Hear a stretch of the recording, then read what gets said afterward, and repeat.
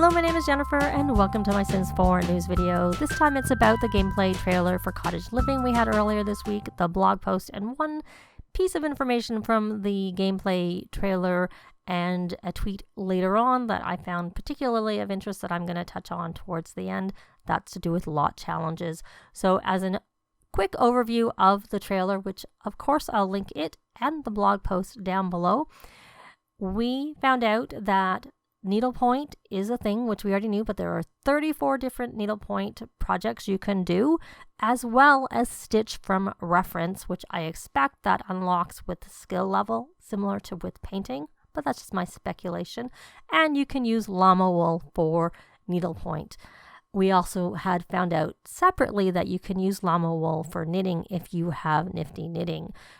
Also, with respect to canning and preserves, there are 16 separate things you can make of jam, custard, and veg all together, which you can either eat it or you can cook with it later on. They showed the picnic, which we already knew about. We saw the animal sheds, which they seem quite big, but in a tweet I saw later from Simguru Romeo, you can place that on any lot in any world. I don't know how much room they take.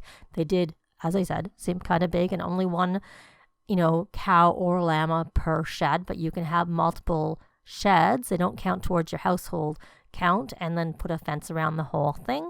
And the chicken coop itself holds up to 8 chickens, and it can be upgraded to deter fox burglars, and it makes a little noise. And they had a little fox that had a little t-shirt and a little mask on and some burglar music that I didn't remember, but I had heard sounds like the burglar music from Sims 2, so there's a lot of speculation that burglars are really coming back to Sims 4, which I would think might happen at some point, but who knows now. So those are some, main things that I picked up on from the trailer. Now, we also had a blog post about Henford on Bagley and essentially the 3 neighborhoods in the new world, which was Finchwick, which is essentially the village area. So it has a marketplace, which has a grocery shop and a garden shop, but I think they're more like kiosks from what I could see, but it said shop.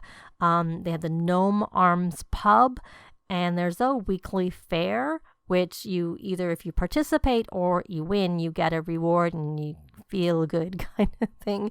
And the other thing that seems to be new is you can do errands, and that will let you learn more about the villagers as well as give you a reward. So that's all in that area. Now there's also Old New Henford, which has a little background story to it. I suggest you look at the post if you're interested in that. It's known for its lush estates. It has a small community garden, and essentially you'll find rabbits and wild birds and foxes there, and essentially it's more the farming area from what I can gather, and I think that's the one that probably has the larger lots from what I'd heard previously. And then you have Bramblewood, which also has the rabbits, wild birds, and foxen, and you can forage there for chocoberries and mushrooms, and there is a creature keeper there. He's a gentle but private sim. There's also like a park there, and there's supposed to be a romantic area. There are Cordelia Falls. So it looks like the whole world is full of a lot of, background stories and stuff to go, and some sims. And they go over that in detail or more detail on the blog post. So if you want to know more detail, I really recommend you going over. So the part that struck me from the trailer, and that I saw a tweet about it later on, was that if you can see here, we currently have lot traits, but we're going to have lot traits and lot challenges. And in the clip in the video, you can see that off the grid, which is currently a lot trait, is now considered a lot challenge. And the pack itself comes with 2 lot challenges. But what I found especially interesting is that Simguru Romeo's response to a couple of people who sort of commented on that is that you can have as many lot challenges, so you're not limited to the 3, which we have of the lot traits, as you want. And so what we had seen in the video was the 2 cottage living challenges, so it comes with 2, and off the grid from base game. So this whole thing about the lot traits and the lot challenges, it's going to be part of the base game update that precedes the pack. And if you have more packs, you will have more lot challenges, i.e. you can choose more lot challenges. You don't have to. They're all optional. So I thought it would be fun to take a look at what the current lot traits are to speculate on which of those might become lot challenges. Or at least go through and show all of them here. And these are all of them. I have pretty much all the packs that have lot traits, put it that way. So I would think things that were more negative might be ones that would be more likely to become lot challenges. I'm curious what you think. Let me know in a comment down below. So we have creepy crawlies. It seems that some creepy pests have taken up residence here. Be prepared. When they hit, you'll never see them coming. That's from Jungle Adventures. I'm curious, and maybe that might become a challenge. You've got curse. That definitely seems to be something that could be a challenge. And Carl Sim's site has a really good detail of all of these traits. Filthy.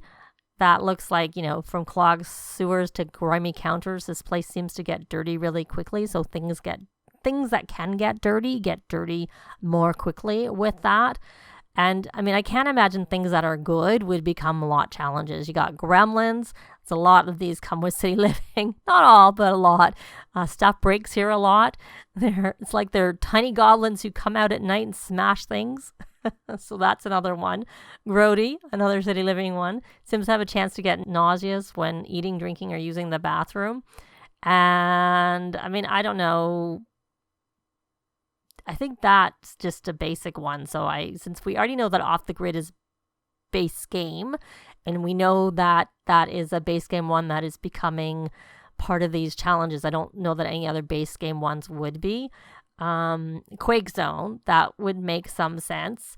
I do kind of wonder whether reduce and recycle, because that is kind of a bit of a challenge, because you got to, look after your trash and take it to be cleared, because I find when I do have it, them coming once a week is enough to keep it manageable. You need to be recycling and clearing it sooner than once a week.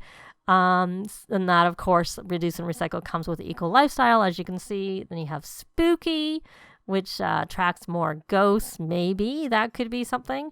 And I'm just trying to think. And then, of course, from Island Living, this volcanic activity. So those are the ones that I kind of wonder if some of those or all of those would be things that could be considered lot challenges.